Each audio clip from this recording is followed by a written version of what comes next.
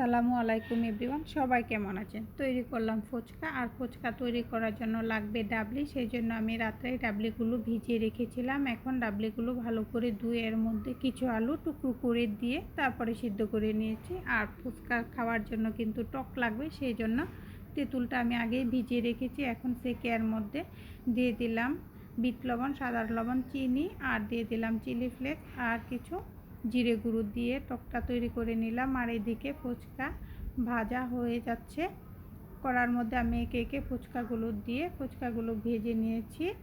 আর এদিকে ফুচকা খাওয়ার জন্য যা লাগবে সব কিছু আমি কুচি করে নিয়েছি। পেঁয়াজ কুচি, কাঁচামরিচ কুচি, ধনেপাতা কুচি, নিয়ে নিলাম একটা বোম্বাই মরিচ আর দিয়ে দিলাম ডিম কুচি করে, আর নিয়ে নিলাম চিলি ফ্লেক্স। এখন সিদ্ধ করে রাখা ডাবলির মধ্যে আমি দিয়ে দিলাম চাট মশলা, জিরে গুঁড়ো, চিলি ফ্লেক্স আর কাটা সব উপকরণগুলো দিয়ে আমি ভালো করে মিক্সড করে নিয়েছি। দিয়ে দিলাম কিছু বিট লবণও দিয়ে ভালো করে মিক্সড করে নিয়েছি। এখন শুধু খাওয়ার পালা।